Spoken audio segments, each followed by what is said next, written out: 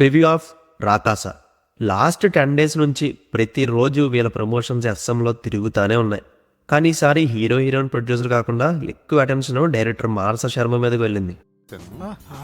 అంటే lady director కదా, ఇప్పటి వరకు నందిని రెడ్డి గారు తప్ప ఇంకో ఉమెన్ డైరెక్టర్ ముఖమే తెలియదు.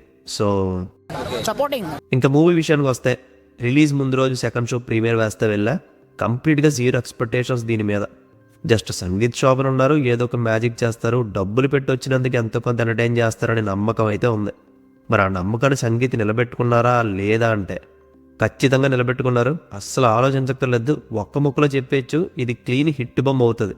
థియేటర్కి వచ్చిన ఆడియన్స్ని నవ్వించే పంపుతారు. హాస్య గ్రంథులు తక్కువ ఉన్న నాలాంటి కూడా ఈ సినిమా సాటిస్ఫై చేస్తుంది.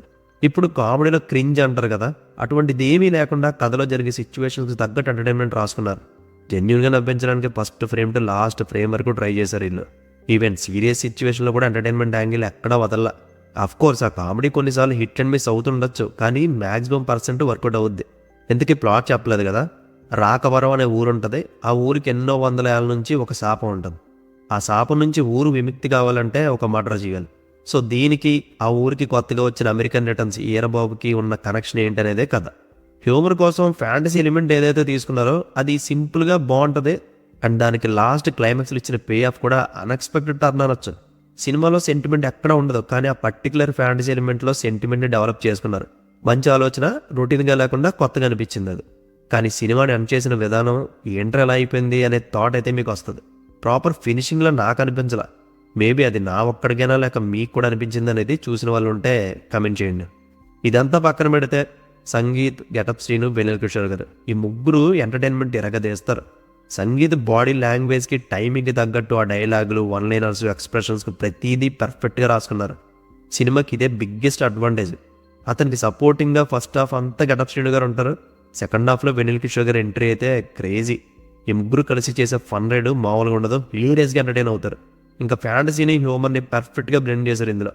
బట్ అక్కడక్కడ గ్రాఫ్ యాజ్ యూజువల్గా స్లో డౌన్ అవుతుంది. ఫస్ట్ హాఫ్లో ఇది ఎక్కువ ఫీల్ అయ్యా నేను.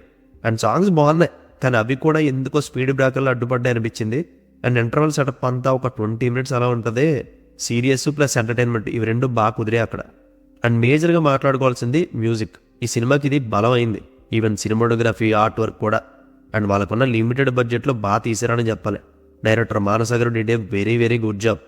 ఫైనల్గా హారర్ అయితే ఏం ఎక్స్పెక్ట్ చేయకండి. ఫస్ట్ నుంచి లాస్ట్ ఫ్రేమ్ వరకు ఎంటర్టైన్మెంట్నే బేస్గా పెట్టుకొని తీసిన సినిమా ఇది, నవ్విస్తుంది మిమ్మల్ని.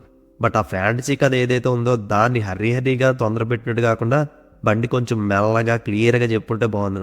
అదే డ్రాబ్యాక్ అనిపించింది. మరి దీవ్ in the next video. Take care friends, thank you, Tata.